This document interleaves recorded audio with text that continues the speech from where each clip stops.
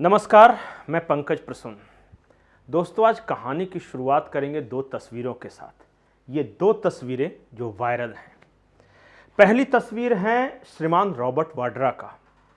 जब हम ये तस्वीर देख रहे थे तो ये तो आप भी समझ गए होंगे कि किसी विदेश की तस्वीर है, विदेश में गए होंगे, तस्वीर खिंचवाई होगी। लेकिन फिर अचानक मेरी नज़र पड़ी इस टावर पे। इस टावर के ऊपर लिखा हुआ था ट्रंप। ये ट्रंप टावर है। जो राहुल गांधी या जो कांग्रेस ट्रंप की पार्टी ट्रंप को पसंद नहीं करती, उस परिवार के दामाद ट्रंप टावर के सामने तस्वीरें खिंचवा रहे हैं खुशी खुशी मुद्रा में। दूसरी एक और तस्वीर है। ये तस्वीर भी आज वायरल हो रही है। ये तस्वीर है राहुल गांधी की, और ये तस्वीर उस वक्त सामने आई जब राहुल गांधी से पूछताछ कर दिल्ली पुलिस की टीम निकली और उसके बाद ये भी बाहर निकले। मुस्कुरा रहे थे। कांग्रेस के ट्विटर हैंडल्स पे तरह तरह के कमेंट्स थे, पोस्ट थे कि देखो शेर है, डरा नहीं, मुस्कुरा रहा है। पहले मैं थोड़ी अंदर की कहानी बताता हूँ कि आज दिल्ली पुलिस गई जब राहुल गांधी से, तो पूछताछ के दौरान क्या हुआ। सबसे पहले दिल्ली पुलिस की टीम गई तो राहुल गांधी ने कहा कि आप लोग मेरी भारत जोड़ो यात्रा से घबरा गए हैं, इसलिए आपके आका ने मेरे पास 45वीं बार भेजा है। अब वो काउंटिंग वही बता सकते हैं कि 45 बार कैसे गई।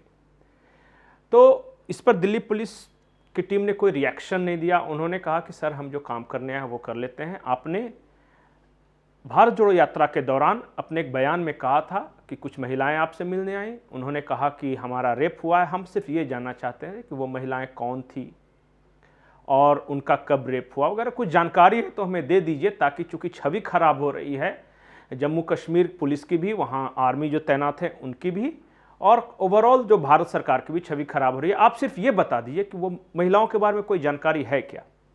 तो इसके जवाब में राहुल गांधी ने कहा कि देखिए, भारत जोड़ो यात्रा काफ़ी लंबी थी, मुझे कुछ याद नहीं आ रहा है कि उस वक्त मैंने कब कहाँ क्या कहा था। उनको बाज़ाब्ता वो वीडियो दिखाया गया कि कश्मीर में उस दिन बर्फ़ पड़ रही थी, आप देखिए ये बोल रहे हैं। फिर भी राहुल गांधी कहते रहे कि मुझे कुछ याद नहीं है, कुल मिलाकर भूला।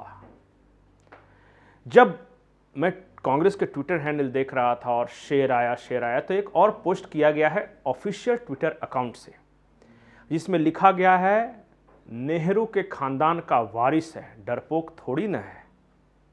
एक दूसरे ट्वीट में कहा गया कि सावरकर थोड़ी न है जो माफ़ी मांग लेगा।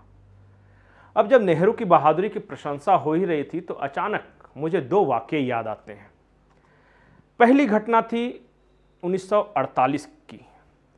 भारतीय फौजें आगे बढ़ रही थी, पाकिस्तानी फौजें पीछे हट रही थी। भारतीय फौज के कप्तान ने नेहरू से कहा कि हमें एक दिन का वक्त दीजिए, हम पूरा का पूरा कश्मीर भारत के कब्जे में ला देंगे, उसके बाद जो आपको करना है कीजिएगा। नेहरू नहीं माने, वो यूएन चले गए। अचानक सीजफायर की घोषणा हो गई और 78,000 वर्ग भूमि आज भारत के कब्जे में नहीं है। आम बोलचाल की भाषा में हम उसे पाक ऑक्युपाइड जम्मू और कश्मीर कहते हैं। एक दिन इंतजार नहीं हुआ जवाहरलाल नेहरू से। एक और दूसरी घटना 1962 की है। 62 का वक्त था, नेहरू हिंदी चीनी भाई भाई के नारे लगा रहे थे। चीन की फौजें हमारे यहाँ घुसी। नेहरू के दो स्टेटमेंट उस वक्त बहुत फेमस हुए थे, बहुत प्रसिद्ध हुए थे। पहला बयान ये था कि चीन तो हमारा भाई है, दोस्त है, ऐसे में वहाँ सेना की तैनाती कर पैसे खर्च करने से क्या फ़ायदा। वो भारतीय फौज के वो जवान उस दौरान साग सब्जी उगाएं, हम फिजूल खर्ची कर रहे हैं। और दूसरा स्टेटमेंट युद्ध हारने के बाद था। युद्ध हारने के बाद पार्लियामेंट में जवाहरलाल नेहरू ने कहा था कि उस भूभाग पर तो घास का एक तिनका तक नहीं उगता, वो चला भी गया तो क्या गया। अब ज़रा सोचिए कि जब हिंदी चीनी भाई भाई के नारे लगा रहे थे, जब हम युद्ध हार गए, तो 48,000 वर्ग किलोमीटर की भूमि चीन ने कब्जा कर रखा है, जिससे हम आज चाइना ऑक्युपाइड जम्मू और कश्मीर कहते हैं।